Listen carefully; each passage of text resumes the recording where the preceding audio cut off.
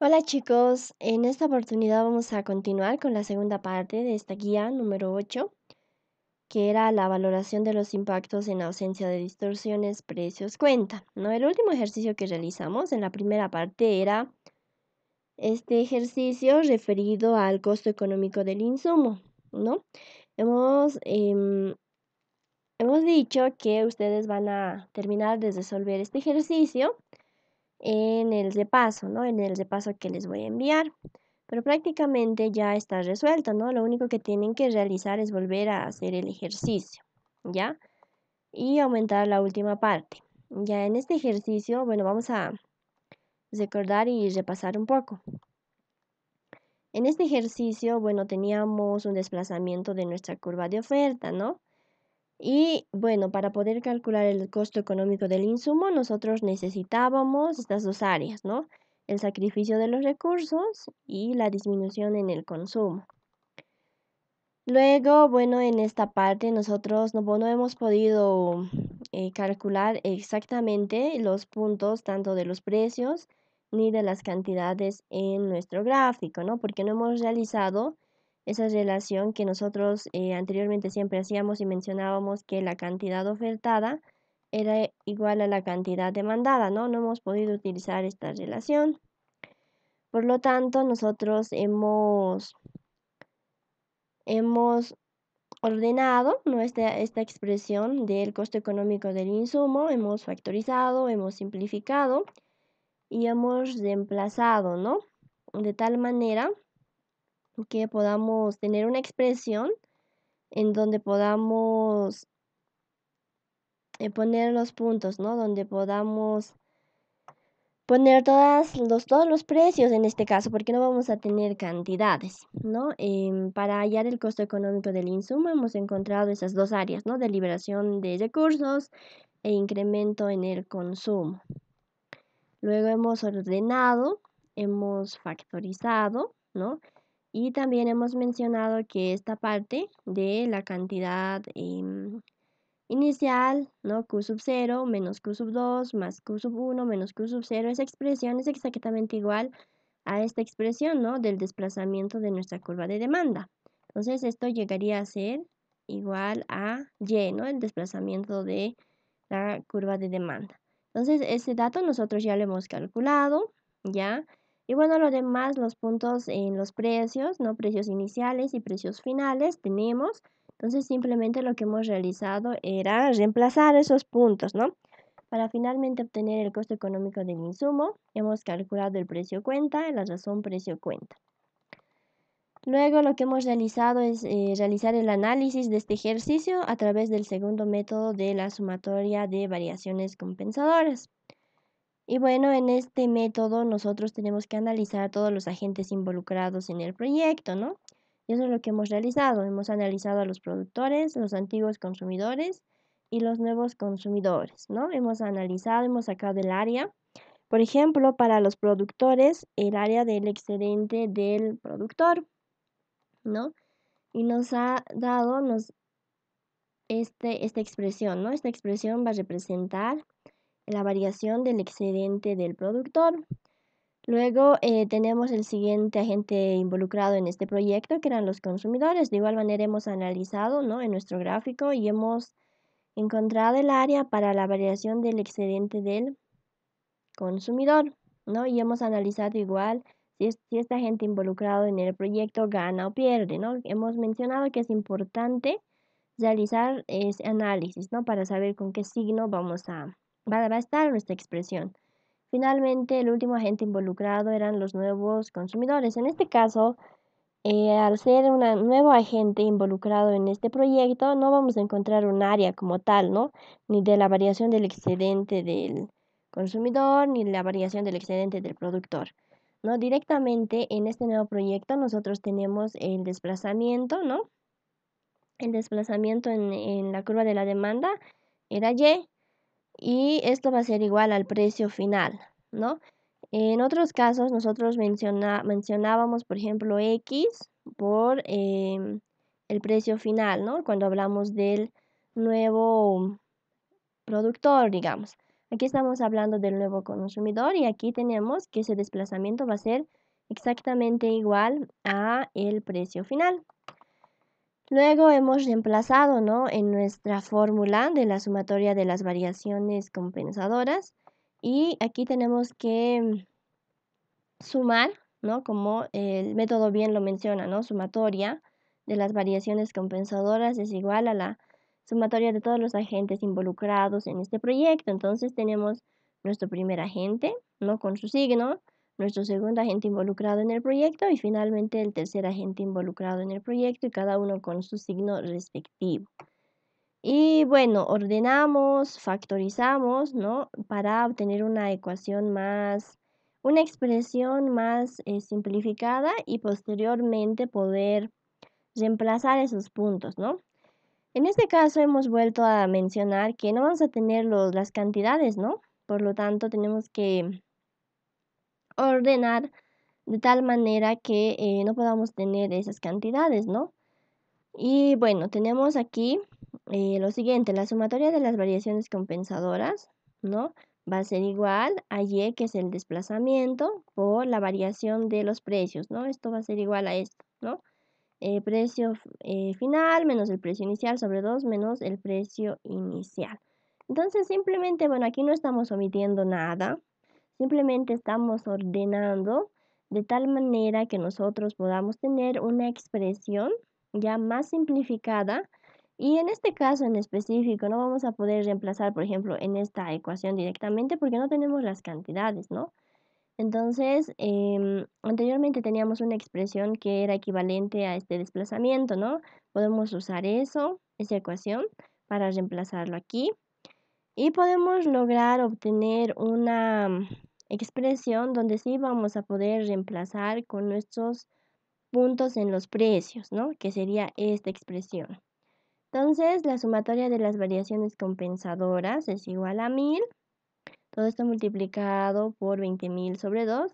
20.000 es la variación de los precios, ¿no? Es decir, el precio final menos el precio inicial, menos P sub 1 que representa al precio final.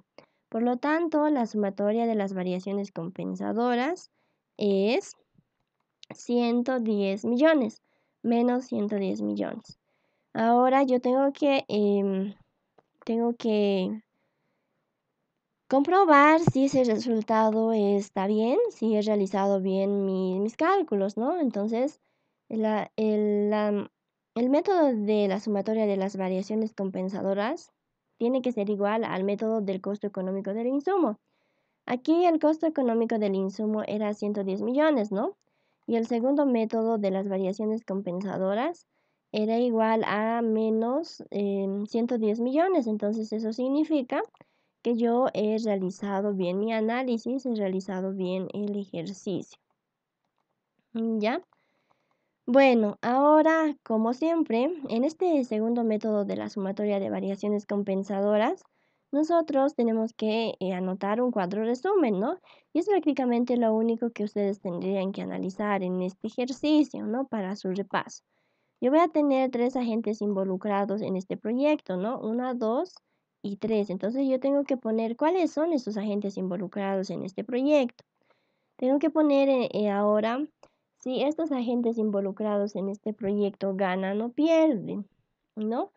Entonces, en el ejercicio anterior, bueno, yo podía poner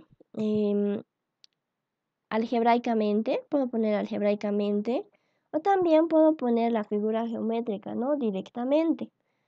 Entonces, aquí, bueno, ustedes van a completar, ¿no?, esta parte y lo van a presentar en el repaso, ¿ya? En todo caso, solo es copiar, ¿no?, lo que ya hemos resuelto. Ya hemos identificado quiénes ganan, hemos identificado quiénes pierden. Bueno, ahora vamos a pasar con el siguiente ejercicio. Este ejercicio está referido al beneficio económico de la producción con oferta inelástica y nos dice de la siguiente manera. Ante el monopolio privado del sistema de transporte en Bolivia, el gobierno autónomo municipal de La Paz está estudiando La posibilidad de realizar el proyecto La Paz Bus 2, transporte estatal masivo, para duplicar el servicio para usuarios de barrios marginales de la ciudad. Se supone que la curva de oferta actual del transporte privado es fija para 100.000 usuarios por mes y la demanda por el servicio es P igual a 300 menos Q, donde Q está en miles de usuarios por mes y P en bolivianos por cada 1.000 usuarios. Como usted está cursando la asignatura de preparación y evaluación de proyectos 2, el alcalde, le pide que colabore calculando, inciso A, los costos y beneficios del proyecto de transporte masivo para los ciudadanos, inciso B, el precio social de eficiencia, inciso C, la razón precio-cuenta y finalmente los beneficios para cada grupo afectado por el proyecto. Entonces, ¿qué es lo que yo aquí tengo que realizar? Voy a empezar a subrayar los datos más importantes que tenemos en este ejercicio. Primero que nada nos dice que tenemos una curva de oferta ya actual del transporte privado y es fija, es decir, igual a 100.000 usuarios por mes. Eso es nuestra curva de oferta. Nos dice que vamos a tener una curva de demanda igual a P igual a 300 menos la cantidad. Entonces, ¿qué más nos dice aquí? También nos menciona que queremos duplicar el servicio, ¿ya? Para los usuarios de barrios marginales de la ciudad.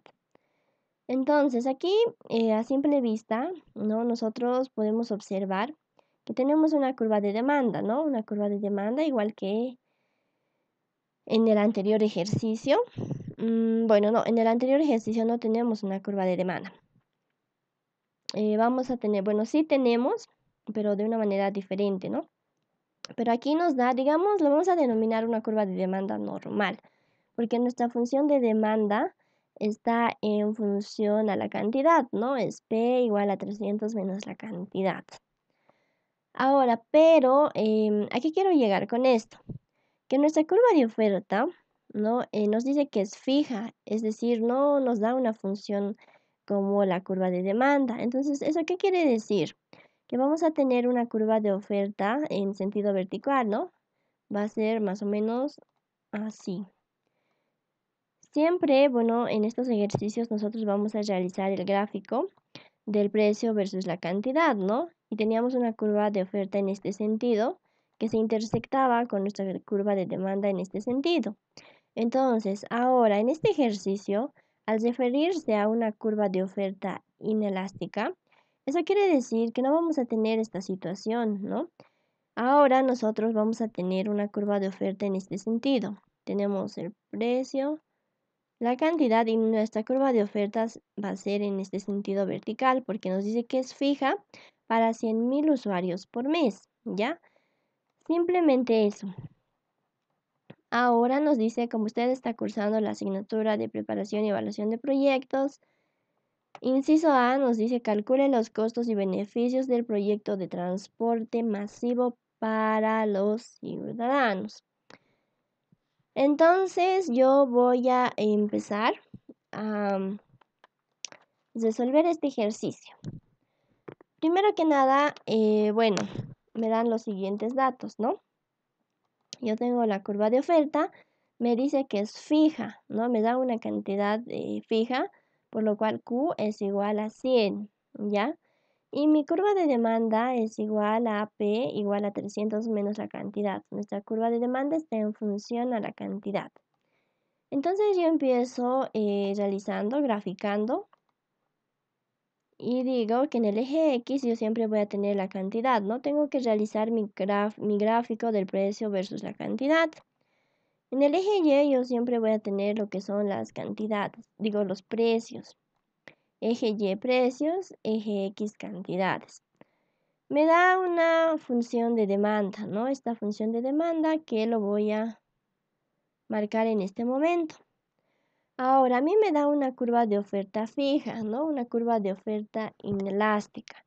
Lo voy a volver a marcar de color azul, ¿ya? Aquí me dice O sin. ¿Qué significa este O sin? Significa que es mi primera curva de oferta en una situación sin proyecto, es decir, curva de oferta sin proyecto o curva de oferta inicial en una situación inicial. Y bueno, la intersección entre la curva de demanda y la curva de oferta me va a generar un punto de equilibrio de mercado. De ese punto de equilibrio de mercado yo me voy a generar un punto P sub 0, que es este, que va a representar el precio de equilibrio de mercado. Y de este mismo punto me voy a generar hacia el eje X una Q sub 0. Esta Q sub 0 para mí va a representar la cantidad de equilibrio del mercado. Y bueno, ¿qué es lo que me pedía el inciso A? Vamos a volver a leer.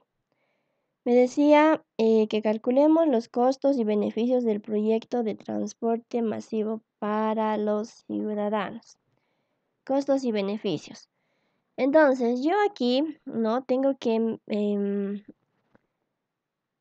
reemplazar, ¿no?, mis dos curvas de oferta, mi curva de oferta y mi curva de demanda, ¿no?, en esta ecuación. Es decir, la cantidad ofertada es igual a la cantidad demandada, ¿no?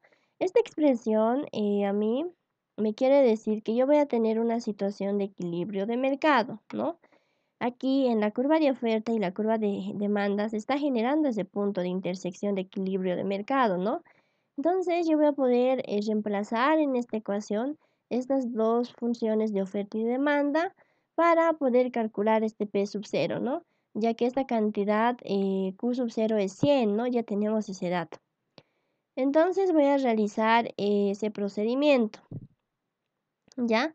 Ahora, aquí ustedes pueden observar que con nuestra curva de demanda, que tenemos un desplazamiento, ¿no?, en nuestra curva de oferta. Esta es nuestra única curva de demanda que tenemos. Ahora aquí nosotros tenemos un desplazamiento en la curva de oferta que menciona O con. ¿Por qué tenemos un desplazamiento en la curva de oferta?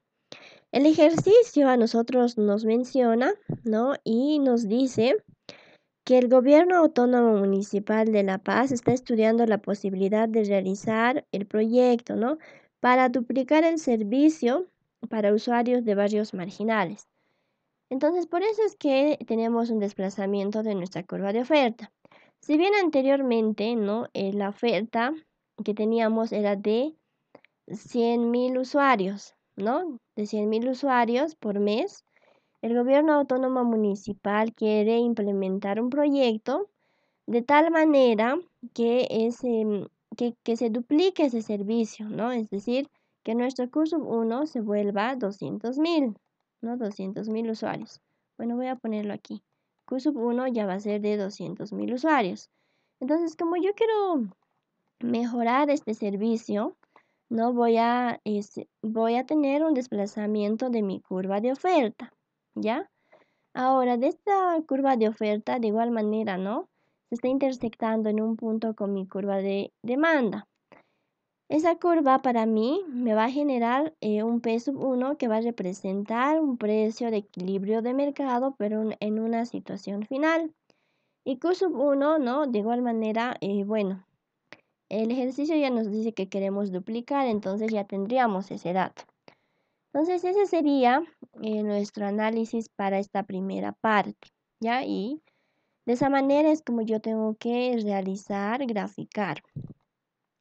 Ahora, yo necesito saber, ¿no?, esos puntos de los precios, sobre todo, porque las cantidades yo ya las tengo.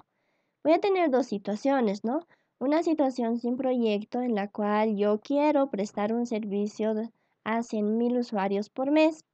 Voy a tener una situación final en la cual va a ser una situación con proyecto, en donde yo espero poder brindar un servicio a 200.000 usuarios al mes. Entonces, como en los dos casos nos hemos generado, ¿no?, un punto de equilibrio de mercado, entonces yo tengo que igualar y decir que la cantidad demandada es igual a la cantidad ofertada. Reemplazo mis funciones. Mi cantidad demandada es igual a 300 menos el precio. Mi cantidad ofertada es 100, ¿no? 100.000 usuarios. Tengo una ecuación con una incógnita que puedo despejar. Por lo tanto, el precio de este servicio para 100.000 usuarios es de 200 bolivianos por 1.000, ¿no?, o por unidad. Ahora, En una situación final, ¿no? Yo quiero duplicar ese servicio, entonces necesito saber el precio final que voy a tener al implementar este proyecto en el cual voy a duplicar ese servicio, ¿no? Entonces vuelvo a decir lo mismo, ¿no? La cantidad demandada es igual a la cantidad ofertada. La cantidad ofertada está en asterisco porque aquí va a cambiar, ¿no? Este dato ya va a ser 200.000, porque yo pienso prestar el servicio a 200.000 personas en una situación final. La cantidad demandada va a ser exactamente la misma. Tengo una ecuación con una incógnita que puedo despejar, ¿no? Entonces aquí yo ya tengo esos dos puntos, ¿no? El precio del servicio inicial y el precio del servicio final. Ahora, el ejercicio a mí, ¿no? Lo que me pedía y me mencionaba era que pueda calcular los costos y beneficios del proyecto de transporte. Nos dice costos y beneficios. Entonces, ¿eso qué quiere decir? Que, bueno, en otras palabras me está diciendo calcule el beneficio económico del proyecto, ¿no? Entonces, yo tengo esta fórmula para poder calcular el beneficio económico del proyecto, que es igual a la liberación de recursos más el incremento en el consumo. ¿Ya? Y bueno, aquí tenemos que representa cada variable. BEP representa el beneficio económico del proyecto, LR representa la liberación de recursos y C representa el incremento en el consumo. Ahora, ¿cómo yo realizo este cálculo? Tengo que volver a mi gráfica, a la gráfica que yo he realizado, ¿no? En esa gráfica tengo que encontrar esas áreas que representan a la liberación de recursos y el incremento en el consumo. Esta era mi gráfica, ¿no? Entonces, ¿cuál era el área que representa la liberación de recursos e incremento en el consumo? Hemos dicho que esa área va a ser más o menos como una casita, ¿no? Se tiene que formar como una casita. Más o menos algo así, ¿ya? Entonces, la parte derecha va a representar el incremento en el consumo y la parte izquierda va a representar la liberación de recursos. En mi gráfico yo tengo que encontrar esas dos áreas, ¿no? Entonces voy a empezar a remarcar. Yo voy a tener esta área, ¿no? Esta primera parte, es decir, la mitad de la casita, que se encuentra por debajo de mi curva de demanda, ¿no? Esa casita va a representar lo que es el incremento en el consumo, ¿ya? Voy a anotar, aquí voy a tener, esto va a ser el incremento en el consumo. Ahora yo necesito encontrar la otra mitad, es decir, la liberación de los recursos. Era el área que se forma por debajo de la curva de oferta, ¿no? Esa curva de oferta llegaría a ser esta, ¿no? Esa sería mi curva de oferta.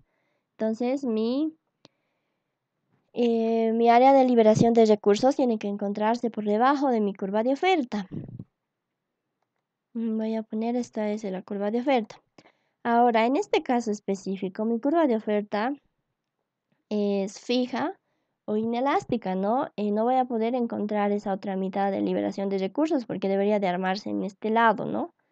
Entonces, ¿qué es lo que yo hago en este caso?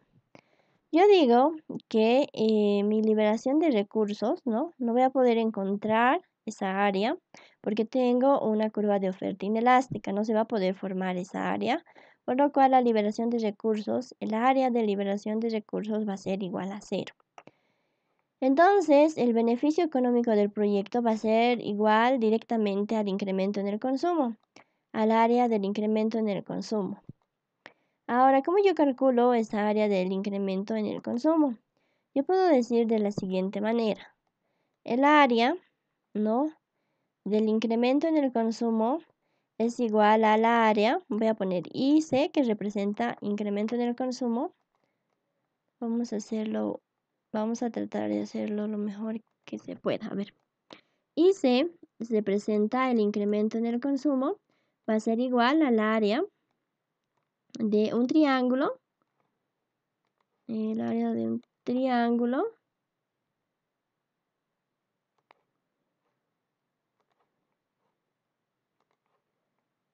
Voy a poner el área de un triángulo más el área de un rectángulo, ¿ya? Entonces, yo digo, el área de un triángulo va a ser base por altura sobre 2. Su altura puede llegar a ser esta, ¿no? Es decir, P sub 0 menos P sub 1, ¿ya?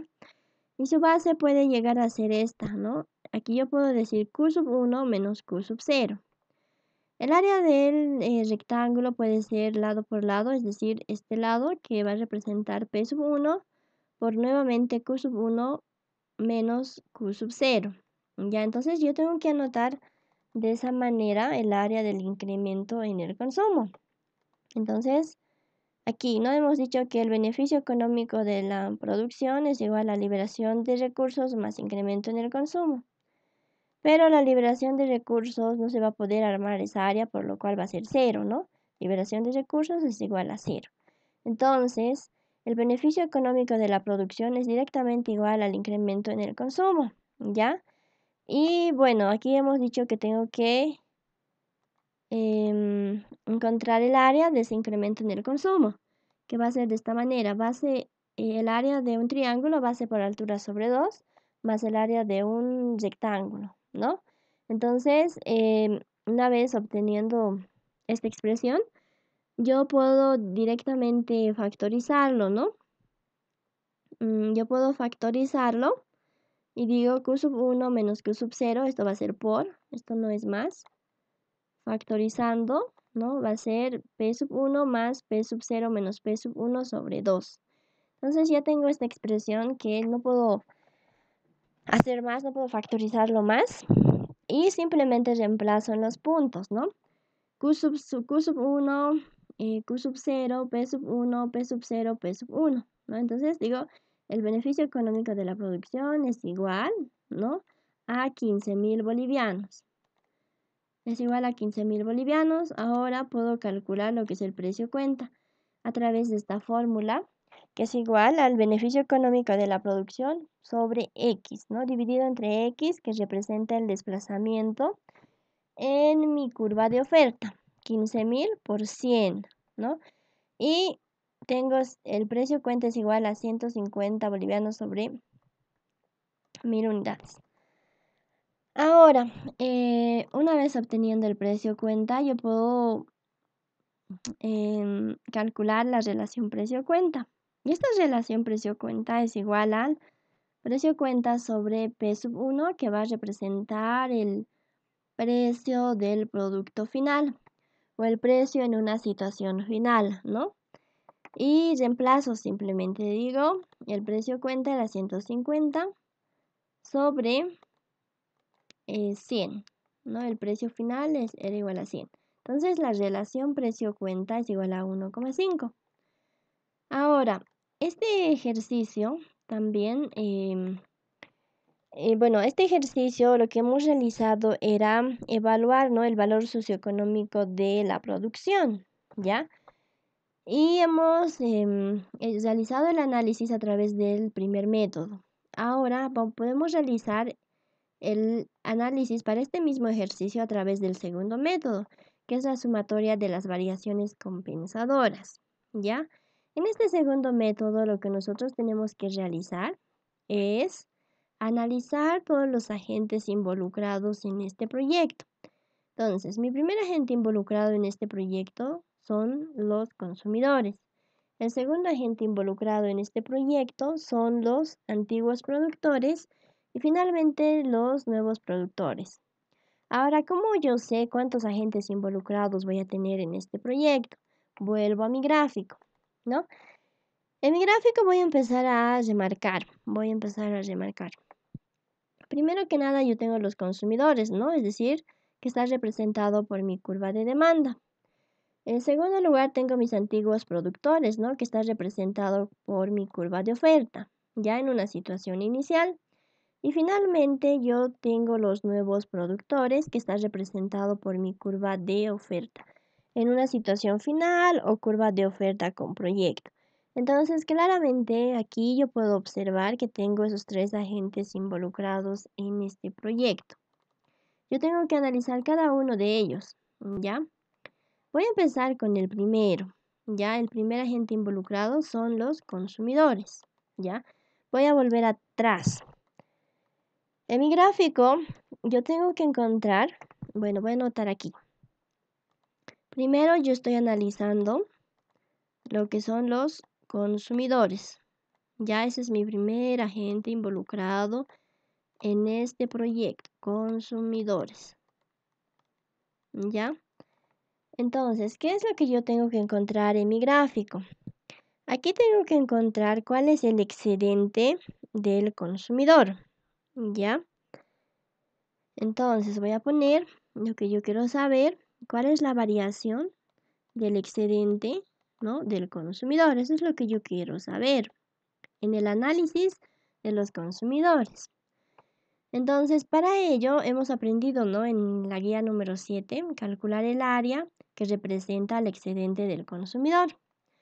El área que representa el excedente del consumidor era aquel área, ¿no?, que se encontraba por debajo de mi curva de demanda, ¿no? Esta es mi curva de demanda. Por debajo de mi curva de demanda y por encima del precio. Es decir, en una situación inicial, aquí, antes de pasar al análisis, aquí yo voy a tener dos excedentes del consumidor. ¿Por qué? Porque mi curva de oferta se ha desplazado. Entonces, mi primer excedente del consumidor se va a armar con esta primera curva de oferta sin proyecto, ¿no? Y mi segundo excedente del consumidor se va a armar con la segunda curva de oferta con proyecto. Entonces, vamos a empezar con el primero. El excedente del consumidor es el área, repito nuevamente, que se encuentra por debajo de la curva de demanda y por encima del precio de mercado. El precio de mercado es este P sub 0, ¿no?, para una situación inicial. Por lo tanto, mi excedente del consumidor va a ser esta área, ¿no?, que lo acabo de marcar de color sombrear de color amarillo. Ahora, yo voy a tener otro segundo excedente del consumidor, pero en una situación final, ¿ya? Sigo trabajando con mi curva de demanda.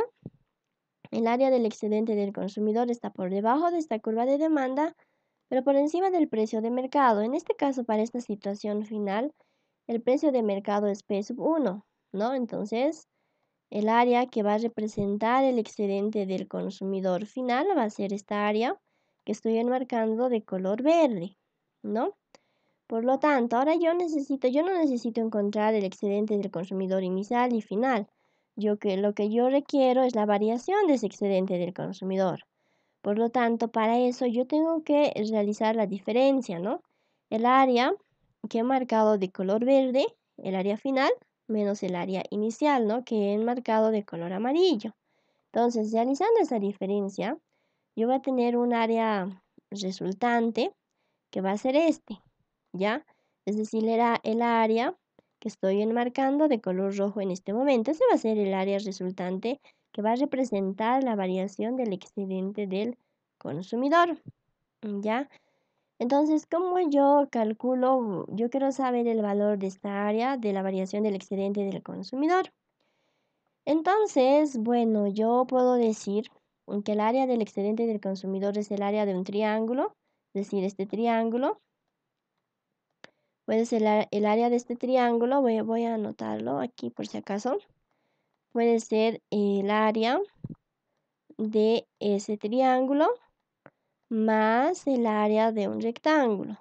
Ya, puede ser más el área de un rectángulo.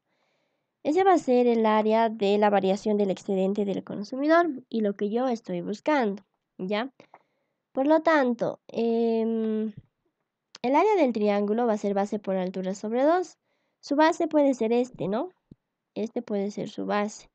Yo puedo decir Q sub 1 menos Q sub 0, ¿ya?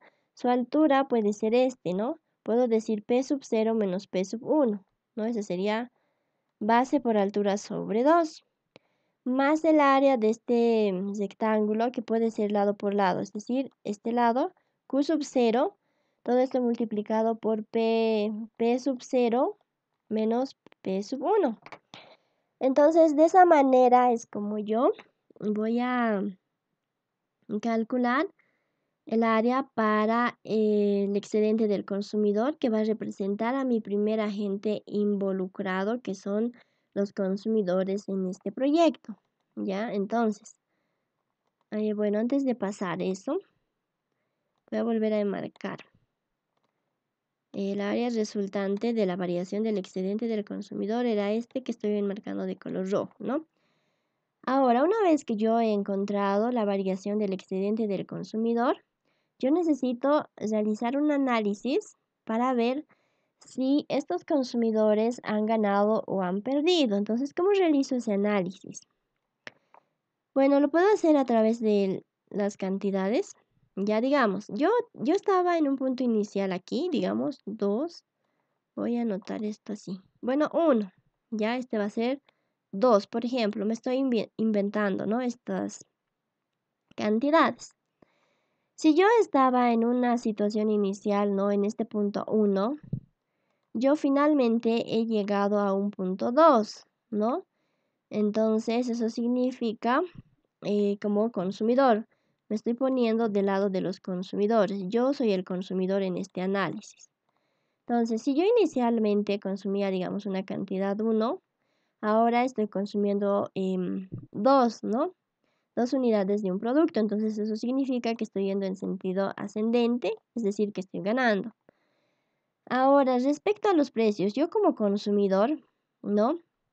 Digamos que esto es 1 y que esto es 2, ¿ya? Es un ejemplo simplemente. Entonces, si yo anteriormente, inicialmente, pagaba, digamos, 2 bolivianos por un producto, por una unidad, ¿no?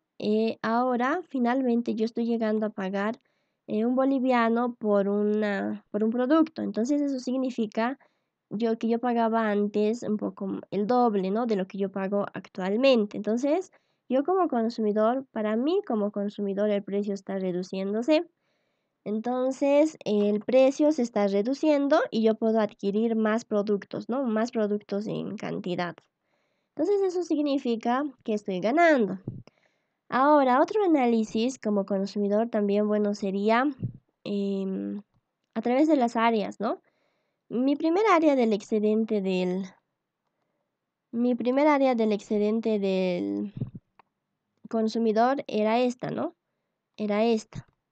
Al final, el área final de ese excedente del consumidor, bueno, el área ha ido creciendo, ¿no? Entonces, realizando ese análisis también estamos observando que este consumidor está ganando, ¿ya? De cualquier manera, bueno, el análisis es libre. Ustedes pueden analizarlo de la mejor manera que crean conveniente. Eso simplemente es un ejemplo, ¿no? Pero tenemos que determinar si estos consumidores han ganado o han perdido. Entonces, todo este análisis y el área que hemos encontrado lo anotamos, ¿no? En esta primera parte, ¿no?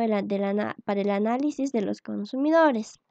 Hemos dicho que estos consumidores están ganando, por lo tanto va a ir con signo positivo, ¿ya? Esta es la expresión que representa a esa variación del excedente del consumidor que acabamos de calcularlo, ¿no? Hemos dicho va a ser el área de un triángulo más el área de un rectángulo, ¿no? Esta expresión ya está factorizada, pero ustedes lo van a volver a realizar y lo van a hacer paso por paso, ¿ya? Ahora, el segundo agente involucrado en este proyecto son los antiguos productores, ¿no? Y de igual manera, tenemos que ir a nuestro gráfico y analizar, encontrar la variación del excedente del productor y tenemos que analizar si estos antiguos productores están ganando o están perdiendo. Estamos en nuestro gráfico y ahora vamos a analizar el excedente del productor, ¿no? En la guía 7 nosotros hemos aprendido, ¿ya? Y hemos mencionado lo siguiente. El excedente del productor es el área que se encuentra, ¿ya? Por encima de mi curva de oferta, hemos dicho, ¿no? Esta sería mi curva de oferta y voy a poner mi precio de mercado en esta parte.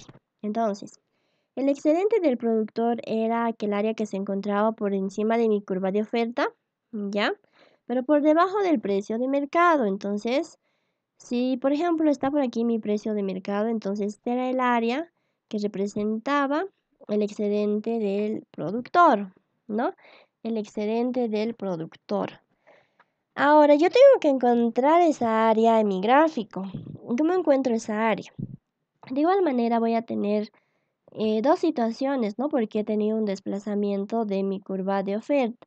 Voy a tener dos excedentes del productor. Entonces, como mi curva de oferta es inelástico, fijo, yo no voy a poder encontrar un área, ¿no? Un área como este triángulo. Entonces, ¿qué es lo que yo digo? Voy a volver a enmarcar. Tengo que trabajar con mi curva de oferta, ¿no? Para poder encontrar el excedente del productor. Lo acabo de enmarcar de color verde. Digo, el área para el excedente del productor es aquel que se encuentra por encima, es decir, tiene que estar en esta parte de la curva de oferta y por debajo del precio de mercado. El precio de mercado inicial era este, ¿no? Entonces, mi curva de oferta, perdón, mi excedente del productor inicial llegaría a ser este, ¿no? Ahora, ¿qué más voy a decir? En una situación final, ¿no? De igual manera, mi curva de mi excedente del productor va a ser de igual manera el área que se encuentra por encima, ¿no? De mi curva de oferta, pero por debajo del precio de mercado. Entonces, mi precio de mercado final es este, ¿no? P sub 1. Entonces, sería esta área que estoy enmarcando, sombreando de color azul. Por lo tanto, realizando la diferencia del área inicial menos el área final, yo voy a tener un área resultante, ¿no? Y esa área resultante va a representar la variación del excedente del productor, ¿ya? Que llegaría a ser esta área, ¿no? Este va a ser el área que yo estoy buscando en este caso. Voy a anotarlo en esta parte, por si acaso. Lo que yo estoy buscando es la variación del excedente del productor. Ya, eso es lo que yo estoy buscando. Y para poder encontrar esta área de la variación del excedente del productor, yo necesito encontrar, ¿no? Realizar la diferencia entre el área del excedente del productor inicial y el final, ¿no? Entonces, para eso, aquí yo he encontrado primero dos áreas, ¿no? Dos excedentes del productor. Al final he realizado la diferencia y voy a tener que la variación del excedente del productor es esta área que estoy enmarcando de color rojo. Ya, entonces, aquí yo puedo decir que esto va a ser igual, ¿no? Bueno, como es un rectángulo, puedo decir este lado, que es Q sub 0, ¿no? Q sub 0, todo esto multiplicado por este otro lado, que va a ser P sub 0 menos P sub 1, ¿ya? P sub 0 menos P sub 1. Ese va a ser el área de la variación del excedente del productor. Ahora, el otro análisis que yo tengo que realizar una vez obteniendo el área para los antiguos productores o la variación del excedente del productor, ¿no? Es saber si estos antiguos productores están ganando o en todo caso están perdiendo. ¿Cómo yo sé si están ganando o están perdiendo? En este caso, la cantidad va a ser la misma, ¿no?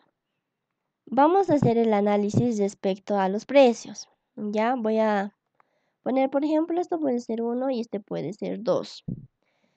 Si en una situación inicial P sub 0, ¿no? O una condición final, yo pagaba por un producto específico un precio de 2 bolivianos la unidad, digamos. En una situación final, ¿no?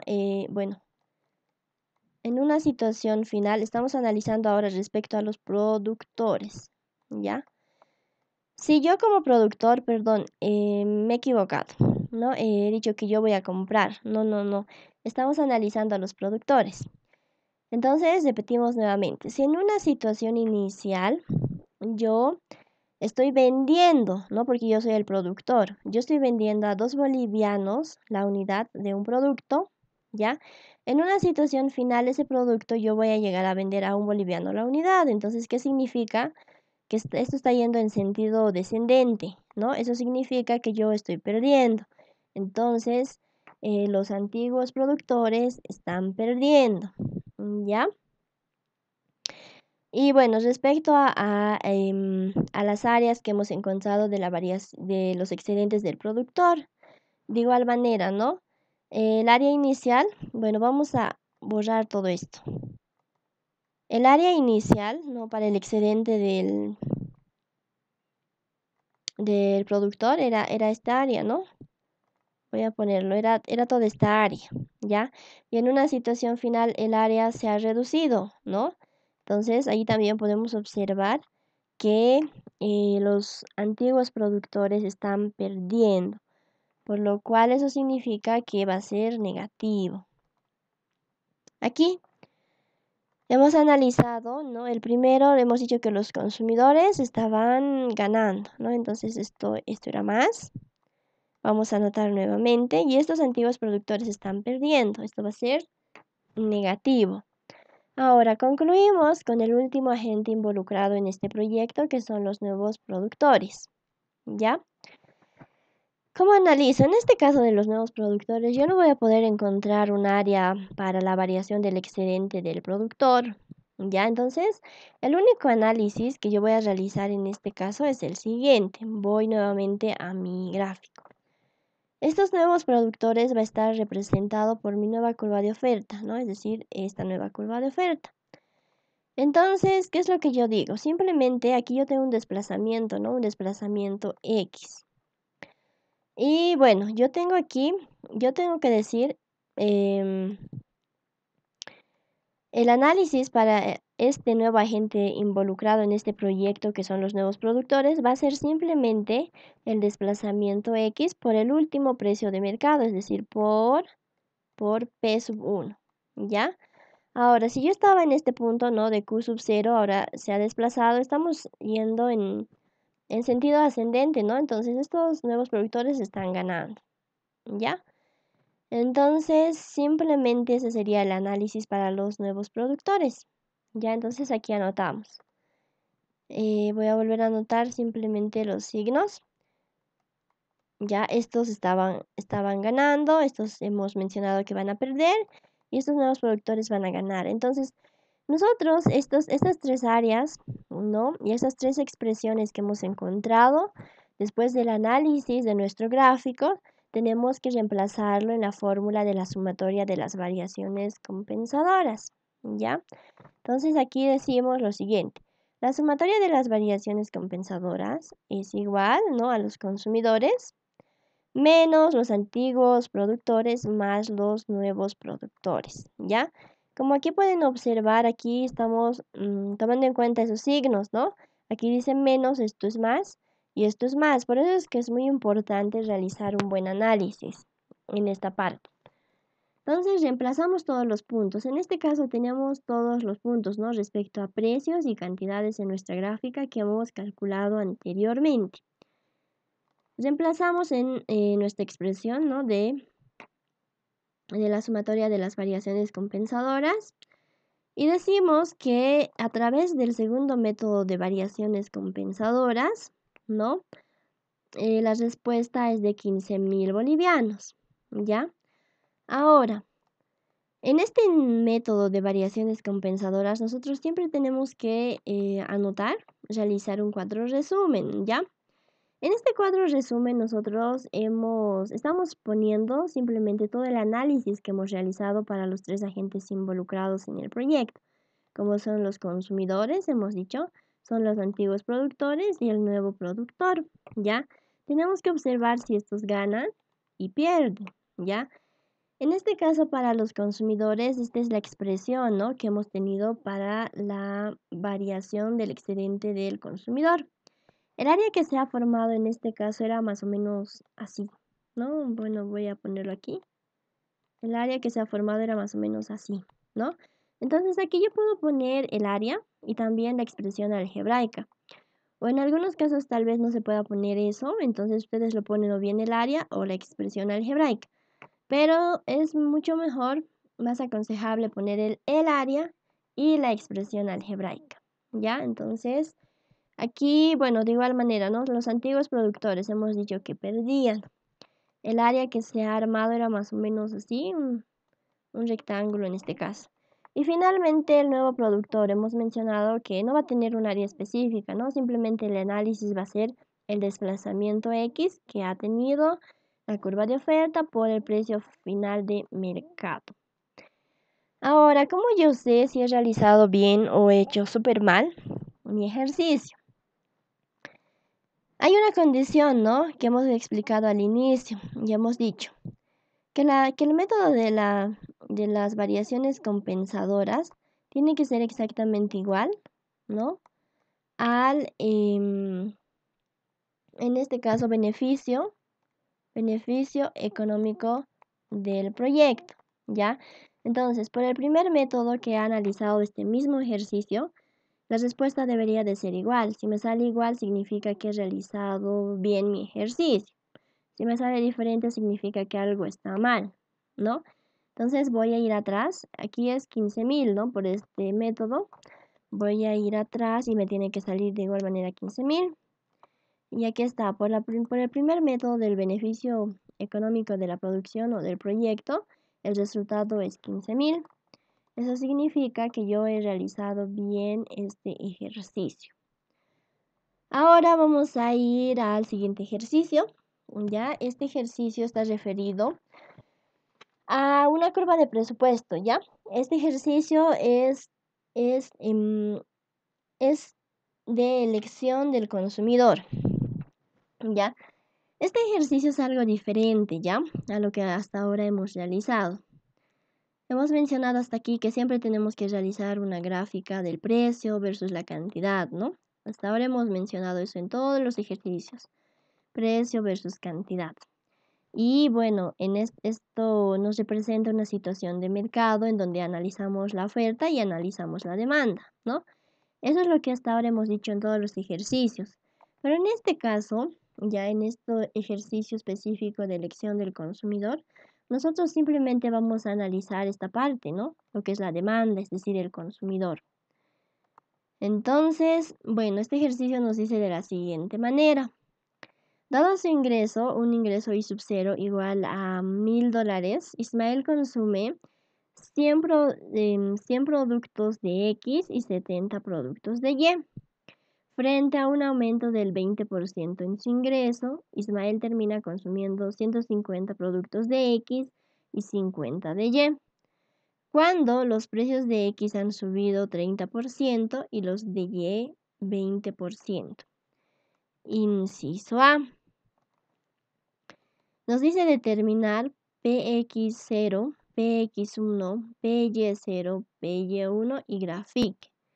Inciso B. ¿Es mejor antes o después de los cambios en precios e ingresos? Nos dice. ¿Cuál debió haber sido el reajuste de ingresos que le otorgue el mismo poder de compra de antes? Grafique las curvas de presupuestos. Ya, entonces, para que no existan confusiones, vamos a explicar primero a qué se refiere esto. Hemos dicho que en este ejercicio nosotros no vamos a analizar en sí el mercado en su conjunto, ¿no? Hasta ahora hemos analizado lo que son los ofertantes y los consumidores. Pero en este ejercicio, solo en este ejercicio específico, nosotros estamos analizando simplemente al consumidor, es decir, el bolsillo del consumidor. El consumidor puede tener muchos bienes ya dentro del mercado, muchos productos, los cuales puede elegir, ¿no? Y también este consumidor puede tener una restricción presupuestaria, en este caso es de $1.000, ¿no? Para el señor Ismael. Y bueno, ya, primer punto, nosotros tenemos aquí una restricción presupuestaria, ya de $1.000. El señor Ismael no puede tener muchos productos para poder comprar en el mercado, pero en este caso simplemente nos están mencionando dos, el producto X y el producto Y. Entonces, aquí nosotros vamos a hacer una gráfica, ¿ya? De X versus Y. Vamos a decir, vamos a tener un producto Y y un producto X. Aquí no estamos hablando de precios versus la cantidad, estamos hablando del producto Y versus el producto X. Entonces nosotros aquí tenemos que analizar con estos 1.000 bolivianos cuántos productos Y cuántos productos X puede comprar como máximo, ¿no? Porque tenemos una restricción presupuestaria de $1000. Entonces, ay, bueno, vamos a hacerlo bonito esto. Ya, entonces nosotros tenemos una restricción presupuestaria, ¿ya? Esta línea amarilla para nosotros va a representar esa restricción presupuestaria. En una situación inicial, don Ismael solamente tiene $1000 para gastar, ¿no? Entonces aquí tenemos que saber cuántos productos Y cuántos productos X puede gastar, ¿no? Entonces, el área debajo de esa línea que representa la restricción presupuestaria son todas las posibles combinaciones de productos que el señor Ismael puede comprar. ¿Ya? Ahora, aquí nosotros podemos tener dos situaciones, ¿no? La primera situación, ¿ya? Cuando existe un aumento en la renta, ¿no? Como aquí nos dice, ¿no? Frente a un aumento del 20% en su ingreso. Si don Ismael anteriormente tenía un ingreso de $1000, ¿no? Ahora tiene un aumento del 20%, por lo tanto va a tener 1200, ¿no? 1200 bolivianos para gastar en cualquier producto. Entonces nosotros vamos a tener un desplazamiento, ¿no? De esta manera. Ahora, si ocurre que, como en este caso, bueno, tiene un ingreso, nos dice, ¿no? Un aumento del 20%, pero también nos está mencionando que, bueno, los precios han subido. El precio del producto X ha subido en un 30% y el precio del producto Y ha subido en un 20%. Entonces, ¿cómo sería para ese caso la gráfica ya de nuestra curva de presupuesto? ¿Cómo va a ser? Aquí teníamos, a ver, voy a poner de nuevo. Este era nuestro producto Y. Estamos hablando de un producto Y este es un producto X, ¿ya? En una situación inicial, don Ismael, con una restricción presupuestaria, ¿no?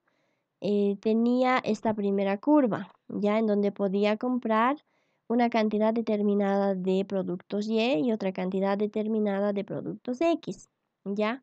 Pero ahora le han aumentado, digamos, el sueldo y sus ingresos han subido, por lo cual se va a generar otra curva, ¿no? Vamos a tener otra curva de color amarillo, en donde de igual manera, ¿no? Aquí don Ismael va a poder comprar una determinada cantidad de productos X y también una determinada cantidad de productos Y. Ahora, el inciso A, ¿qué es lo que nos está pidiendo? Nos está diciendo, ¿no? Bueno, aquí en este gráfico nosotros podemos observar que tenemos dos situaciones. Una situación inicial donde don Ismael consume una cierta cantidad de productos X y su ingreso es $1000. Y una situación final en donde don Ismael tiene un aumento en sus ingresos y a la vez los precios de estos dos productos X y Y suben, ¿no? Entonces vamos a tener dos situaciones. Por lo tanto, como tenemos dos situaciones, ya voy a poner uno aquí. El producto X va a tener un precio inicial PX0, ¿ya? Y el producto Y va a tener un precio inicial PY0. En una situación final, ese mismo producto X va a tener ya otro precio porque existe un aumento en los precios. Por lo tanto, va a ser PX1 y el producto Y va a tener un precio final, ¿no? Porque ha aumentado en un 20%. Entonces va a ser PY1. Entonces el inciso A nosotros nos está pidiendo calcular cuáles son esos precios, ¿no? Los precios iniciales y los precios finales, tanto para el producto X y para el producto Y. Eso es lo que nos está pidiendo el inciso A. Entonces, tomando en cuenta, ¿no? Los datos, ¿no? Y las variaciones que existen, nosotros vamos a empezar a armarnos las siguientes ecuaciones. Ya, primero que nada, vamos a usar, como estamos, bueno, vamos a graficar nuestra curva de presupuesto, nosotros vamos a hacer uso de esta fórmula, ¿no? Que es el ingreso igual a la cantidad por el precio, más, eso significa cantidad por el precio de un producto de un producto Y. Perdón, esto es Q por P y Q por P. Ya esto no es más. A través de esta ecuación nosotros vamos a poder graficar nuestra curva de presupuesto. ¿Ya? Es decir, repito nuevamente, el ingreso es igual al precio por la cantidad de un producto, de un primer producto, más el ingreso, la cantidad por el precio de un producto 2. Y podemos seguir aumentando, ¿no? P por Y si existieran aún más productos. ¿Ya? Ahora, entonces, tenemos nuestra situación inicial. Nos dice que el señor Ismael tiene un ingreso de 1000, ¿no? Estos 1000. Luego nos dice que este señor Ismael va a consumir dos tipos de productos, el producto X y el producto Y. Entonces nos dice que empieza con 100 unidades del producto X en una situación inicial. Entonces decimos 100, que es la cantidad, ¿no? Por su precio. Ponemos P de X. Aún no sabemos cuál es el precio. Por eso es P de X. Más 70, nos dice 70 del producto Y, el segundo producto, ¿no? Por su precio, P de Y. No sabemos cuál es el precio de este producto Y. Por eso es P de Y. Entonces tenemos nuestra primera ecuación. Ahora, nos dice que frente a un aumento del 20% en su ingreso, por lo tanto, el 20% en una situación, bueno, para una situación final, cuando el señor Ismael tiene un aumento del 20%, va a ser 1000 más el 20% de esos 1000, ¿no? Va a ser 1200. Igual, termina consumiendo 150 de X, nos dice 150 del producto X. Aquí dice PX1, porque hubiera sido normalmente PX simplemente, pero es PX1. ¿Por qué? Porque nos dice que el precio en esa situación o condición final de X ha subido en un 30%, por lo cual va a cambiar, ¿no? Por eso es PX1 en una situación final. Más 50 de PY1, de igual manera, ¿no? Nos dice que el precio del producto Y ha aumentado en un 20%. Entonces hasta ahí nosotros tenemos dos ecuaciones con 4 incógnitas, ¿no? Y bueno, aquí tenemos también, nos dice, ¿no? Que PX1 en una situación final es igual a 1,3 de PX. Eso significa, bueno, anteriormente, inicialmente yo tenía un precio de PX, en una situación final ha subido en un 30%, nos dice, por eso es 1,3 de PX, ¿no? Es decir, de la situación inicial, del precio inicial. De igual manera ocurre con el producto Y, ¿no? PY1, es decir, el precio del producto Y final es 1,2 del precio de P de Y, ¿no? Del precio inicial de este producto Y. Entonces aquí, bueno, ¿qué es lo que el inciso A nos pide? Saber cuál es el valor, ¿no? De los precios en una situación inicial y en una situación final. ¿Qué es lo que podemos hacer aquí? Simplemente podemos jugar con las ecuaciones, reemplazar una ecuación en la otra para poder despejar y poder hallar el valor que estamos buscando, ¿no? Es decir, los precios de los dos productos en situaciones iniciales y en situaciones finales. Entonces, eso es lo que voy a realizar ahora. Pero antes de eso, aquí tengo que representa cada variable, ¿no? Q de X representa la cantidad del bien X, P de X representa el precio del bien X, Q de Y representa la cantidad del bien Y, P de Y representa el precio del bien Y. Ahora, yo tengo mi primera ecuación, que bueno, lo estoy copiando básicamente de la anterior diapositiva. He armado mi segunda ecuación, ya he armado estas dos ecuaciones más que me van a ayudar. Lo vamos a poner ecuación alfa, digamos. A y este va a ser la ecuación beta, ¿ya? Entonces yo tengo que jugar, ¿no? Con estas ecuaciones para poder despejar. Entonces, ¿qué hago? Empiezo con esta primera ecuación, ¿no? De la ecuación 2. Aquí voy a poner de 2, ¿no? Aquí. De esta, aquí yo tengo PX1 y tengo PY1, ¿ya? Entonces, yo alfa y beta puedo reemplazarlo en la ecuación 2, ¿no? Entonces digo 1200 igual a 150, todo esto multiplicado, ¿no? Aquí reemplazo, ¿no? Esto era PX1 y PX1 es 1,3 de PX más 50 de PY1 para mí es 1,2 de PY. Entonces simplemente estoy reemplazando, ¿no? Reemplazo, aquí estoy simplemente multiplicando y ordenando y logro obtener una ecuación 3. Ahora, con esta ecuación 3, ya estoy hasta la ecuación 3. Yo tengo una ecuación, sigo teniendo una ecuación con dos incógnitas. ¿Qué es lo que ahora también puedo realizar aquí? He trabajado con la ecuación 2, ¿no? A estas dos he reemplazado en esta ecuación 2 para obtener la ecuación 3. Ahora yo puedo trabajar en esta ecuación 1 y puedo dividirlo, ¿no? Puedo dividirlo entre 100, ¿ya? Esto puedo dividirlo entre 100, entonces me va a dar 1000 dividido entre 100. A mí me va a dar 10, ¿ya? Y 100 entre 100, esto se va a ir, me va a quedar solo PX más 70 dividido entre 100, me va a quedar 0,7 de PY. Obviamente en esta ecuación 4 ya está ordenado, ¿no? E incluso ya he despejado este P de X, ¿ya? Entonces, de esa manera es como me he generado esta ecuación número 4. Como ya tengo esta ecuación 4, ¿no? P de X en función de PY, yo puedo reemplazar esto en 3, ¿no? 4 en 3. Entonces, aquí yo reemplazo la ecuación 4 en 3. Ya reemplazo la ecuación 4 en 3. 1200 igual a 195. Aquí ya estoy reemplazando todo esto más 60 por P de Y. Ahora sí, yo tengo una ecuación con una sola incógnita, ¿no? Puedo agrupar y despejar. Por lo tanto, yo voy a tener que el precio inicial del producto Y es igual a 9,8 dólares por unidad. Como ya tengo este dato, entonces puedo reemplazar, ¿no? En cualquier ecuación y puedo hallar el segundo precio, ¿no? El precio del producto Y final, que es 11,76.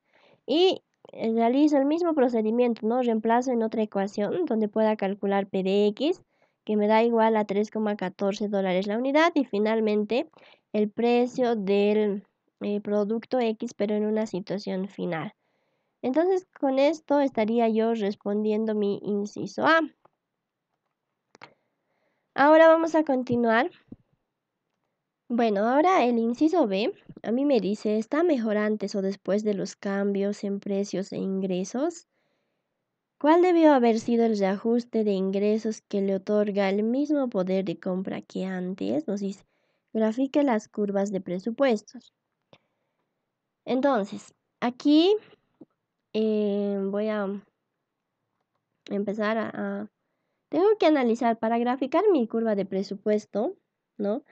Y para ver si está mejor o antes o después, yo tengo que analizar lo siguiente, ¿no? Una situación inicial y una situación final. Hemos mencionado que teníamos dos situaciones. Yo empiezo, bueno, aquí voy a poner de color amarillo. Yo tengo que calcular ya en un momento inicial, cuántas unidades del producto X y del producto Y yo puedo comprar con $1000. Para eso yo realizo lo siguiente. El ingreso inicial va a ser igual a 1000 tengo que dividirlo sobre el precio de este producto X inicial que era 3,14. Entonces, yo con 1000, ¿no?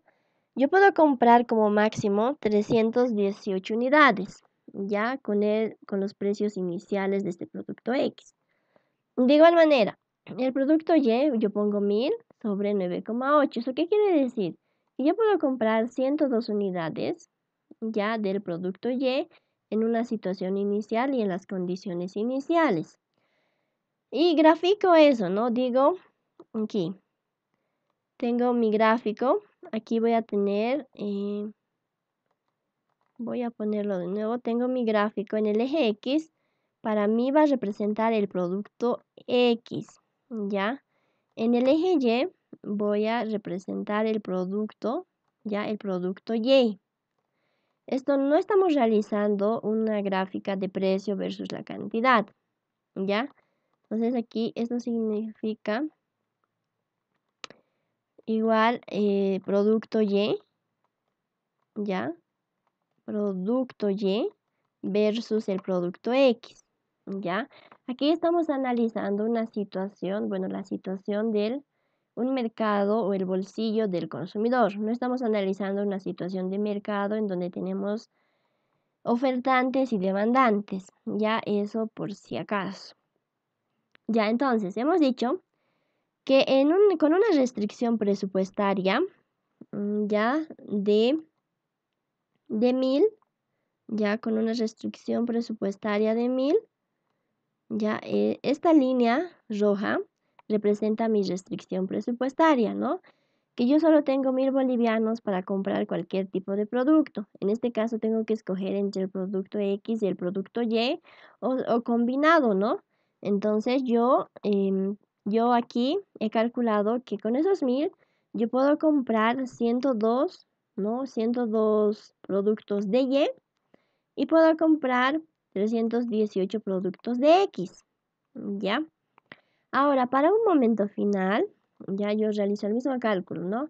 El ingreso, yo digo el ingreso sobre el precio X1, ¿ya? Es decir, para un momento final, el ejercicio me mencionaba que yo voy a tener un aumento del 20% en mi ingreso, por lo tanto voy a tener 1200. El precio final de ese producto X va a ser 4,8, ¿ya? Porque nos mencionaban que aumentaban los precios, ¿no? De tanto de X y de Y. Por lo tanto, con 1200 yo voy a poder comprar un máximo de 294 productos de X, ¿ya? No se toma en cuenta los decimales, ¿no? Porque estamos hablando de productos enteros. Ahora, aquí realizo el mismo, de igual manera, ¿no? Realizo el mismo cálculo, digo, con 1200 dividido entre 11,76, que es el precio final del producto Y. Con 1200 yo voy a poder comprar 102 productos de Y. Entonces yo grafico, ¿no? Digo, yo voy a tener una restricción presupuestaria de 1200 en una situación final. Y con esos 1200 yo voy a poder comprar como máximo 294 productos de X y 102 productos de Y, ¿ya? Entonces, la pregunta a mí me decía, ¿no? ¿Está mejor antes o después? Nos dice, ¿no? Entonces, como podemos observar aquí, ¿no? Inicialmente, con esta curva de color rojo, yo podía comprar 318 productos de X, ¿no? Y en una situación final, incluso cuando yo ya tenía mayor presupuesto, yo puedo comprar solo 294 del producto X. Entonces, ¿cuál me conviene más? Del producto Y, en cualquiera de las dos situaciones compro la misma cantidad, ¿no? Pero cambia en el producto X. Entonces, a mí obviamente me conviene la primera situación, ¿no? En donde tenía una restricción presupuestaria de 1000, ya, y no tenía aumentos en los precios de los productos y los productos X. Entonces, ahí yo respondería con eso, ¿no? La pregunta B. ¿Está mejor antes o después de los cambios en precios e ingresos? Está mejor en una situación inicial, ¿no? Luego nos dice cuál debió haber sido el reajuste de ingresos que le otorga el mismo poder de compra que antes, nos dice.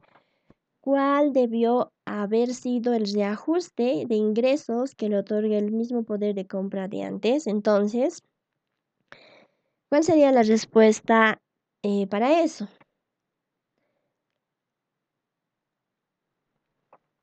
Vamos a graficar, voy a borrar esto. Bueno, para mí en este caso, si la renta del consumidor aumenta, ¿no? Manteniendo constante el precio de los bienes, ¿no? Se podrán adquirir más cantidades de sus bienes, ¿no? Y por ello tendríamos que la recta de balance se desplazará a la derecha, ¿no? A ver cómo sería, vamos a graficar aquí. Si yo quiero tener el mismo poder de adquisición, entonces tendría que ser algo así, ¿no? voy a poner, esta es mi cantidad X y esto es mi cantidad Y, ¿ya? Entonces, si inicialmente, bueno, yo tenía esta restricción, esta es mi curva que representa la restricción presupuestaria, ¿no? Entonces, si yo quiero tener el mismo poder de adquisición o si yo quiero comprar, ¿no? Las mismas cantidades, ¿ya? Pero tomando en cuenta también un aumento en los ingresos, ¿no? Es decir, sería algo así. Digamos, ya. Digamos que yo inicialmente compraba un producto de Y y compraba un producto de X. Si yo quiero comprar eh, con un aumento en mi sueldo las mismas cantidades, ya, bueno, en la misma proporción, ¿no? Dos productos de X, ¿no? Y dos productos de Y, ¿no? Entonces, no tendría que existir una diferencia en los precios, ¿no? Entonces, simplemente ese sería el análisis y la respuesta para esta parte. Ahora vamos a ir a calcular lo siguiente. Bueno, aquí también nos dice cuál debió haber sido el reajuste de ingresos, ya, que le otorgue el mismo poder de adquisición de antes. Bueno, aquí tenemos, bueno, continuamos con el ejercicio, ¿no? Nosotros aquí tenemos otro análisis también respecto a curvas de presupuesto, ¿ya? Entonces, en esta parte, ya nosotros vamos a calcular lo que son las pendientes para una situación inicial y para una situación final, ¿ya? Bueno, ¿y por qué aquí nosotros calculamos lo que son las pendientes o para qué o a qué se refiere? En estos ejercicios referidos a elección del consumidor, ¿no? El costo de oportunidad, bueno, la pendiente de la recta de balance mide el costo de oportunidad del consumidor, ¿ya? Por eso es importante calcular la pendiente, ¿ya? Es decir, si el consumidor prefiere consumir más bien uno, ¿no? Debe enfrentar el costo de renunciar a un mayor costo, a un mayor consumo del bien 2. Bueno, a eso se refiere, ¿no? Entonces, sería exactamente igual aquí, ¿no? Si el consumidor prefiere tomar, ¿no? El instante inicial o si bien el consumidor prefiere tomar el instante final, ¿no? Ese es el costo de oportunidad, ¿no? Renunciar a renunciar a una de las dos alternativas, ¿no? Y bueno, nosotros aquí para eso, bueno, vamos a calcular de la siguiente manera. La pendiente de una situación inicial, ¿no? Del precio de X respecto del precio de Y en una situación inicial, 3,14 sobre 9,8 igual a 0,32. Y para el instante final va a ser de igual manera, ¿no? La pendiente de una situación final va a ser el precio del bien X final sobre el precio del bien Y final, que es igual a 4,08 sobre 11,76 igual a 0,75. En la gráfica nosotros hemos demostrado que, bueno, a don Ismael le conviene optar por la primera alternativa, ¿no? Porque con un ingreso de 1.000 bolivianos, él podría comprar más productos de X y de Y. Bueno, sobre todo de X, ¿no? Pero, bueno, aquí también a través de este cálculo de la pendiente y el costo de oportunidad, nosotros nos está demostrando una vez más, ¿no?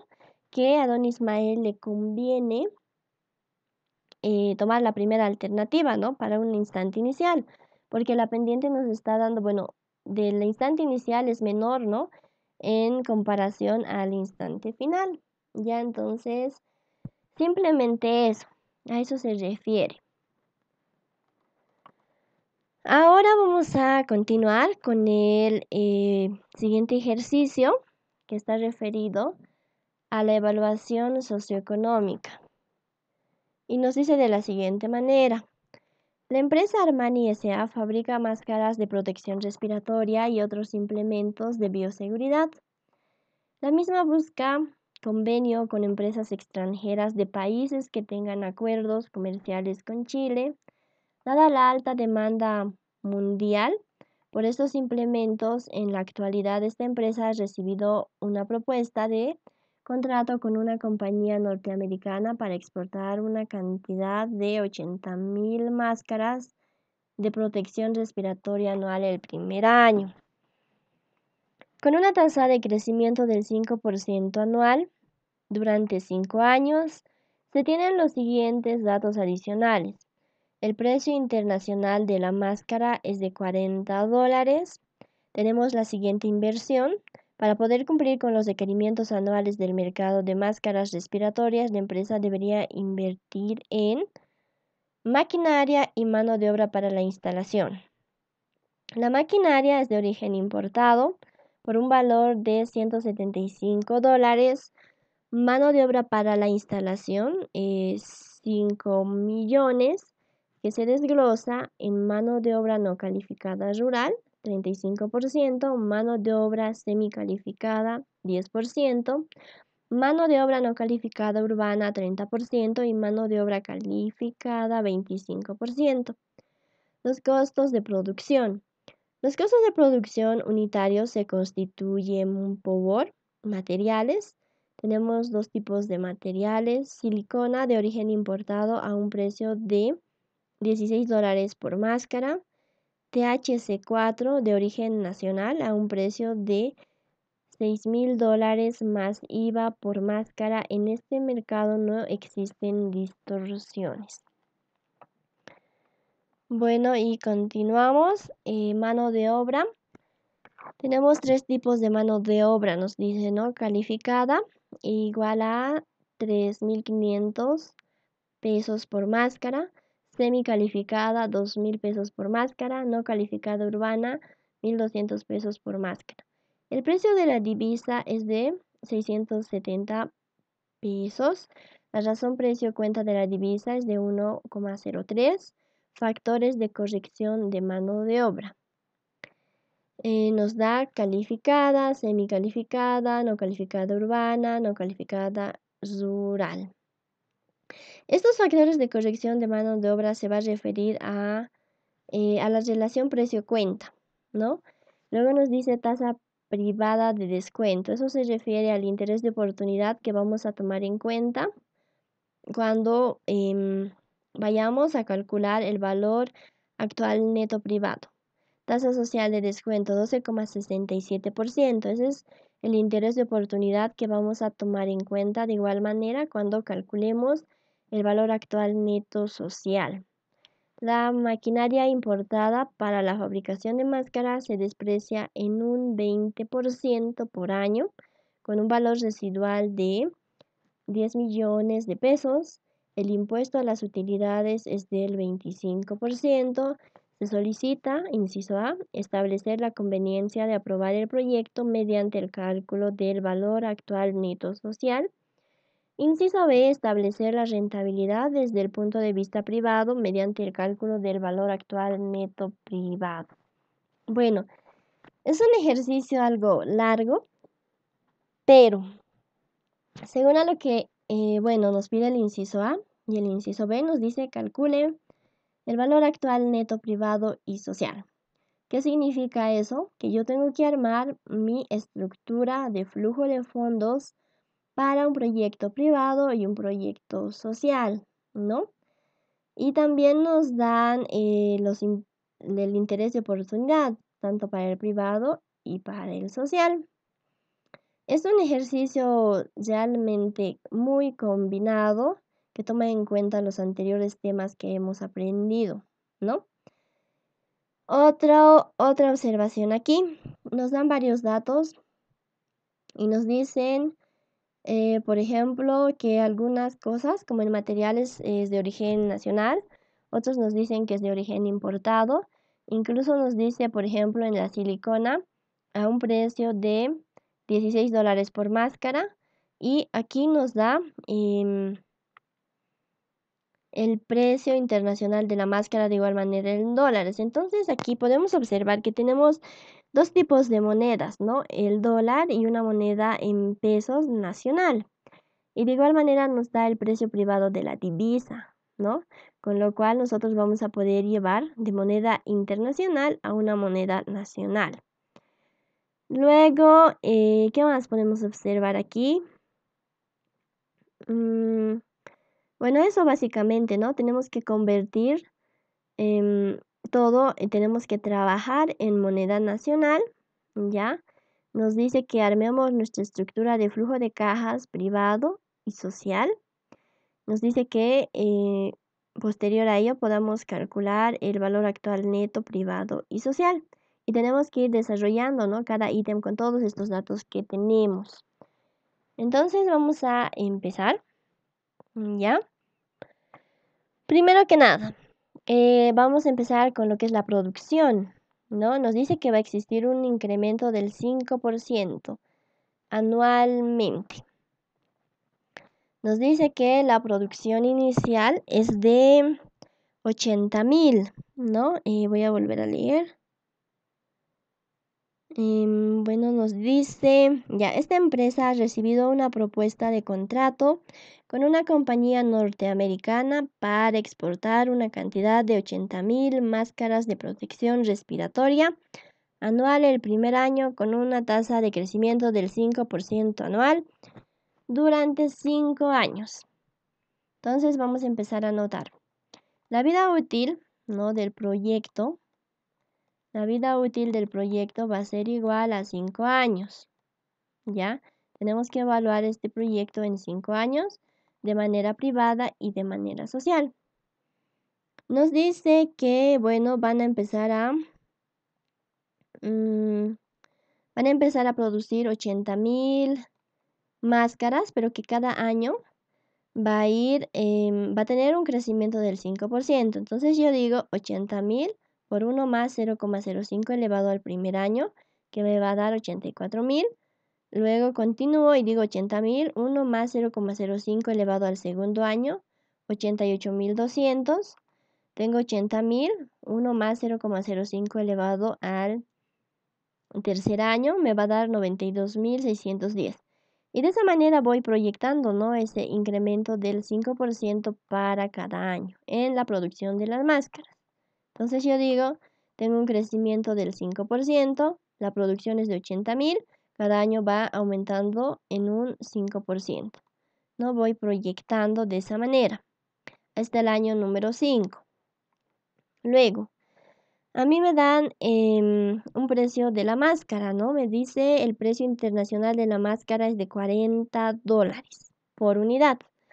Dólares tenemos que convertirlo en moneda nacional, por lo cual a través del precio privado de la divisa, que es de 670 pesos por 40, yo multiplico, ¿no? El precio unitario de la máscara en moneda nacional va a ser de 26.800 pesos. Ahora empiezo a analizar cada ítem, ¿no? que voy a tomar en cuenta al armar mi estructura de flujo de caja privado y social. Entonces voy a empezar con la inversión, ¿ya? Para inversión privada e inversión social. Y digo lo siguiente. Me dice que la inversión, bueno, es de origen importado. Bueno, respecto a la inversión, vamos a tener dos tipos de inversiones, ¿no? Tanto en la maquinaria como en la mano de obra. La maquinaria es de 175.000, ¿ya? Dólares, me dice. Como está en moneda extranjera, a través del precio privado de la divisa, yo lo convierto en moneda nacional. 175.000 por 670 es 117.250.000, ¿ya? Moneda nacional. Ahora, tenemos inversión, ¿no? En maquinaria y en mano de obra. Esto es en moneda nacional de 117.000. Bueno, perdón, voy a enmarcarlo con así. Ya la maquinaria en moneda nacional equivale a 117.250.000, ¿ya? Y la mano de obra equivale, me dice, a 5 millones, pero este ya se encuentra en moneda nacional.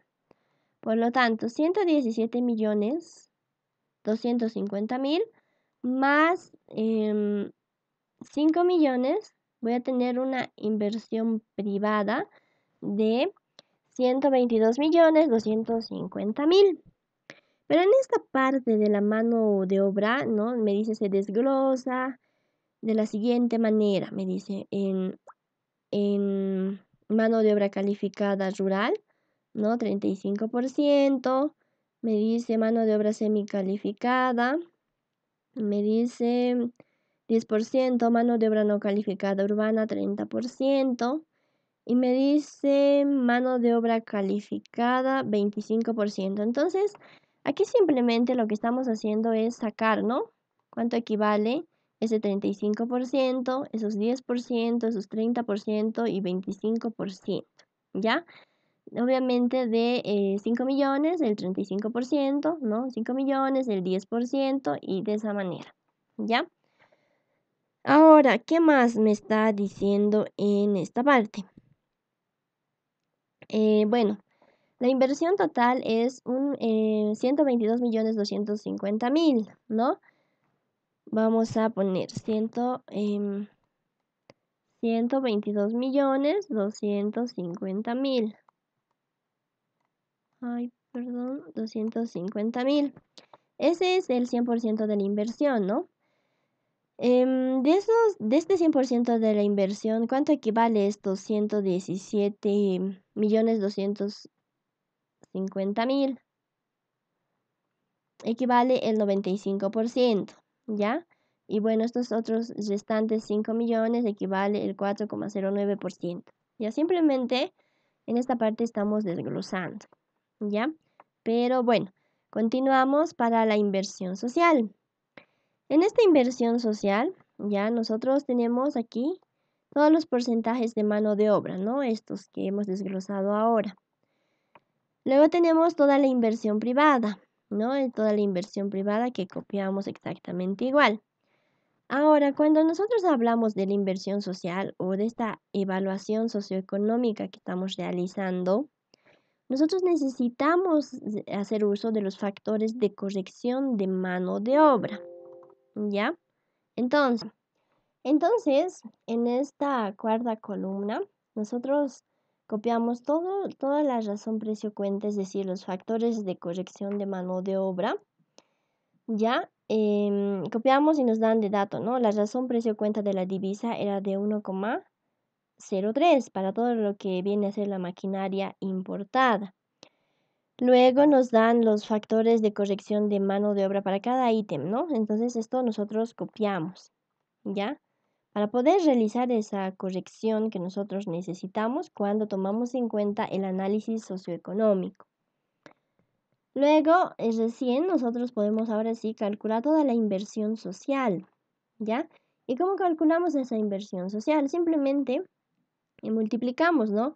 La inversión privada 117.250.000 por el RPC, la relación precio-cuenta. Es decir, ese factor de corrección de mano de obra o razón precio-cuenta de la divisa. Para este caso de maquinaria importada va a ser la razón precio-cuenta de la divisa, ¿no?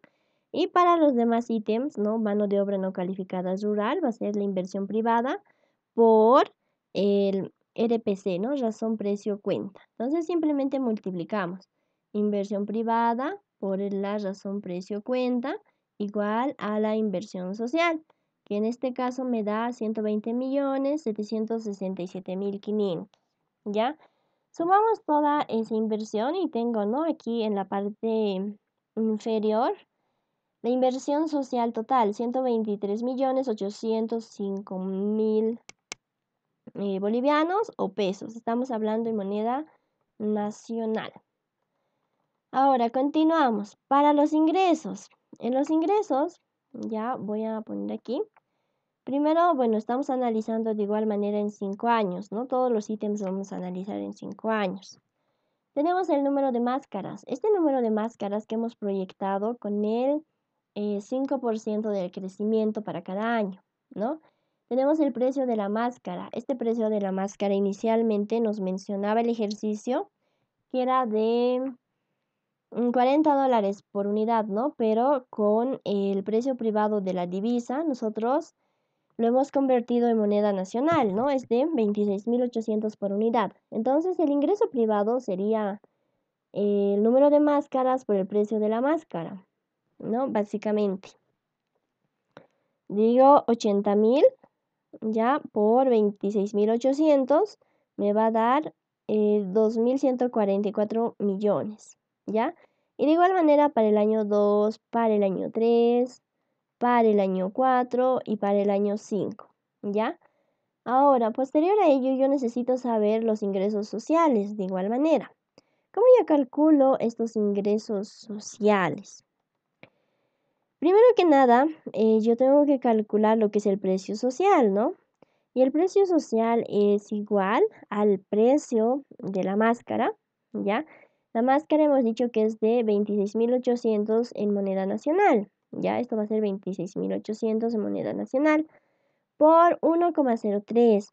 ¿De dónde viene este 1,03? Es la razón precio-cuenta de la divisa, ¿no? Entonces, esto es igual a 27.604. Ya, una vez obteniendo ese precio social, ¿no? Yo ahora sí puedo calcular el ingreso social. ¿A través de qué? El número de máscaras por el precio social, ¿ya? El número de máscaras aquí va a ser 80.000, ¿no? 80.000 por 27.604. Entonces digo 80.000 por 27.604, esto es igual a 2.208.320.000 bolivianos, ¿no? Y realizo el mismo procedimiento para el año 2, ¿ya? Para el año 3, para el año 4, ¿no? Y para el año 5, ¿ya? Con eso yo ya tendría el ingreso privado y el ingreso social. Ahora continúo y realizo el análisis para los costos, ¿ya? Entonces, de igual manera, yo tengo 5 años, ya las cantidades. Son las cantidades que hemos proyectado, ¿no? Para cada año con el 5% de crecimiento. Aquí tenemos dos materiales, ¿no? Lo que es la silicona y el THC4, ¿ya? Vamos a empezar con la silicona. Ya queremos saber el costo unitario y el costo total, ¿ya? Entonces aquí nosotros tenemos primero dos materiales, ¿no? La silicona y el THC4. El precio unitario de la silicona, ¿no? Se encuentra en dólares. Y esto nosotros tenemos que llevarlo a moneda nacional. Por lo tanto, nosotros multiplicamos 16 por el precio privado de la divisa, que es de 670, igual a 10.720. Este va a ser en moneda nacional el precio, ¿no? El precio unitario, ¿no? Y el TSH4 está en moneda nacional, lo cual no requiere realizar la conversión, ¿no? Es directamente 6.000. Entonces ahora yo para la silicona, una vez que ya he convertido, ¿no? Estos precios en moneda nacional, precios unitarios, yo simplemente multiplico, ¿no? Y digo, el precio unitario de la silicona es de 10.720 por la cantidad de unidades a producir. Es decir, 80.000 por 10.720 me debería de dar 857.600.000. 84.000 por 10.720 me debería de dar 900.480.000, ¿no? Y de igual manera para el año 3, para el año 4 y para el año 5. Ahora, el siguiente material es el THC4, ¿ya? El precio unitario era de 6.000. Entonces yo digo, 6.000 por 80.000 a mí me va a dar 480 millones. 6.000 por 84.000 me debería de dar 504 millones. Y de igual manera para el año 3, ¿no? Para el año 4 y para el año 5. Tengo el total en materiales. En ese total en materiales simplemente tengo que sumar, ¿no? Tengo dos tipos de materiales. Silicona más THC4. Digo, 857.600.000 más 480 millones es igual a 1.337.600.000, ¿no? Y de igual manera aquí, 900.480.000 más 504 millones es igual a 1.404.480.000. Y de igual manera para el año 3, para el año 4 y para el año 5. ¿Ya? Entonces, de esa manera es como yo saco mis costos. Ahora para la mano de obra privada, ¿no? Realizo el análisis para 5 años de igual manera. Las cantidades, estas cantidades que hemos proyectado con el 5% de crecimiento anual. Y bueno, tenemos los siguientes ítems. En esta parte de mano de obra, teníamos lo que es MOC. MOC para nosotros representaba la mano de obra calificada, ¿ya? Tenemos mano de obra semicalificada y mano de obra no calificada rural, ¿ya? Entonces, aquí, ¿qué es lo que nosotros hacemos? Nosotros, bueno, tenemos esos tres tipos de mano de obra, ¿no? 1, 2 y 3. Nosotros tenemos el precio unitario para cada uno, ¿no? Que nos dan de dato, ¿no? Y nos dicen que, por ejemplo, para mano de obra calificada es de 3.500, ¿ya? Mano de obra semicalificada es de 2.000 y mano de obra no calificada urbana es de 1.200. Entonces nosotros simplemente aquí multiplicamos, ¿no? 3.500 por 80.000 me debería de dar 280 millones. 3.500 por 84.000 me debería de dar 294 millones. 3.500 por 88.200 me debería de dar 308.700.000, ¿ya? Y realizo el mismo procedimiento para el siguiente, ¿no? Mano de obra semicalificada. Yo digo 2.000 por 80.000 me debería de dar 160 millones. 2.000 por 84.000 me debería de dar 168 millones, ¿no? Y de igual manera para el año 4, para el año 5, ¿ya? Y el siguiente, mano de obra no calificada urbana, ¿no?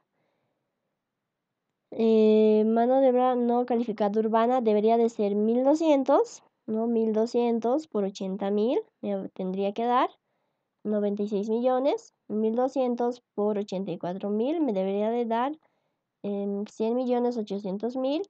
88.200 por 1.200 me debería de dar 105.840.000, ¿no? Y de igual manera para el año 4 y para el año 5. Finalmente yo logro obtener mi total en mano de obra o mano de obra total, ¿no? Simplemente realizando la suma de los tres, ¿ya? 280 millones más 160 millones más 96 millones, 536 millones. Digo 294 millones, 168 millones, 100.800.000 me debería de dar 562.800.000. Y realizo el mismo procedimiento para el año 3, para el año 4 y para el año 5. Ahora, yo tengo mi mano de obra social. Hemos realizado la mano de obra privada. Esta es la mano de obra social. Entonces aquí, cuando hablamos de social, lo primero que se te viene es realizar el factor de corrección, ¿no? Con la ayuda de la relación precio-cuenta. Ahora, ¿cómo realizamos en esta parte? ¿Qué es lo que decimos? Nosotros mencionamos que vamos a analizar de igual manera para 5 años las cantidades que hemos proyectado con el crecimiento del 5%. Tenemos la mano de obra calificada, ¿ya? Mano de obra semicalificada, mano de obra no calificada urbana. Entonces, tenemos esos tres, ¿no? Tipos de mano de obra. El precio privado para cada uno, ¿no? Era este que acabamos de usar para el anterior. Ahora, el precio unitario social, ¿ya? El precio unitario social sería este, ¿no? Y con este es con el cual nosotros tenemos que trabajar esta parte. Entonces, ¿qué decimos? Mano de obra calificada va a ser 3.500 por 80.000, debería de ser 280 millones. 3.500 por 84.000, 294 millones, ¿no? Y de igual manera para el año 3, para el año 4 y para el año 5. Pasamos al siguiente. Vamos a decir 920, ¿no? Vamos a poner 920 aquí por 80. Por 80.000. A mí me va a dar 73.600.000. 920 por 84.000, 77.280.000. 920 por 88.200, 81.144.000. Y de igual manera para el año 5 y para el año 6. El siguiente es la mano de obra no calificada urbana. Ya con este voy a decir 336 por 80.000 me va a dar 26.880.000. 336 por 84.000, 28.224.000. Y de igual manera para el año 3, para el año 4 y para el año 5. Finalmente yo tengo mi total de mano de obra, ¿no? Que voy a sumar. Mano de obra calificada, mano de obra semicalificada y mano de obra no calificada urbana va a ser igual a 380.480.000. Y de igual manera para el año 2, 3, 4 y 5. ¿Ya? Entonces, ahora, bueno, voy a poner aquí los costos, ¿no?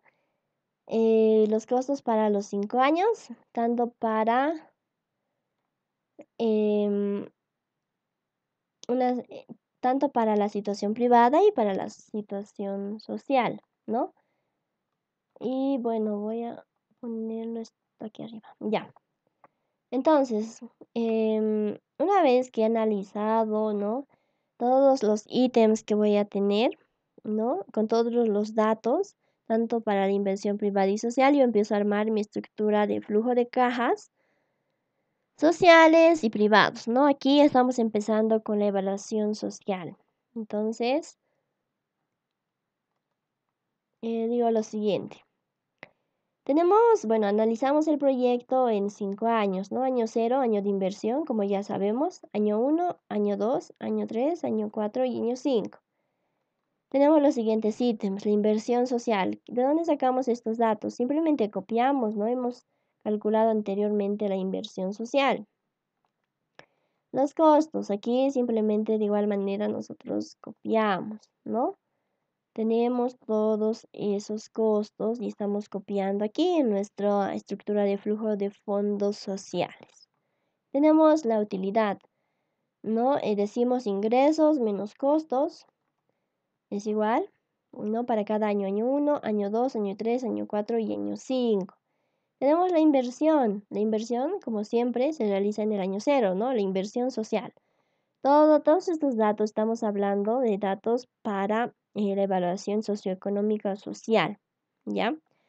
Finalmente tenemos lo que es el flujo de fondos, ¿no? Aquí tenemos primero que es menos 123.805.000. ¿Por qué es negativo? Porque sabemos que la inversión es un egreso que nos generamos en el año 0, ¿no? Y aunque aquí no esté negativo, nosotros sabemos que es negativo porque es una inversión en el año 0, ¿ya? Y bueno, decimos, ¿no? La utilidad aquí es lo mismo, 490.240.000, de igual manera para el año 2, año 3, año 4 y año 5. Con eso nosotros estaríamos armando nuestra estructura de flujo de cajas para un proyecto social, ¿ya? Ahora, nos mencionaba, nos decía, calcule el valor actual neto social. Entonces, a una tasa o un interés de oportunidad del 12,67%, ¿no? Esa es la tasa que estamos usando para la evaluación social. El BAN nos ha salido, nos da este resultado, que es igual a 1.177.037.174,08. Ya esto en moneda nacional, ¿no? Creo que estábamos trabajando en pesos. Ahora, aquí, cuando yo armo mi estructura de flujo de cajas social o socioeconómica, no se consideran impuestos. Voy a poner aquí, no impuestos, ¿ya?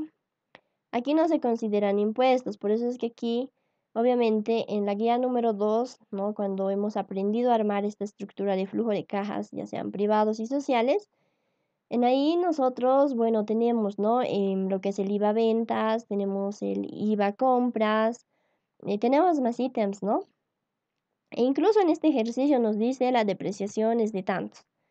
En esta evaluación social nosotros no vamos a considerar ni impuestos, no vamos a considerar depreciación, ¿no? No impuestos, no depreciación.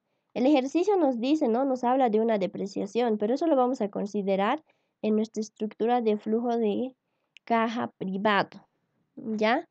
Lo que sí aquí tal vez se puede considerar es que si el ejercicio nos menciona algún tipo de externalidad positiva o negativa que pueda existir.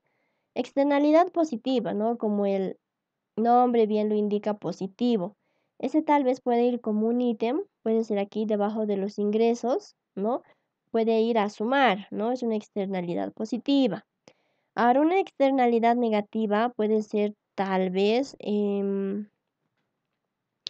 puede ir debajo de los costos, ya como otro ítem, como externalidad, considerando la externalidad negativa, que obviamente como la palabra bien lo menciona, negativo, va a ir a restar, ¿ya?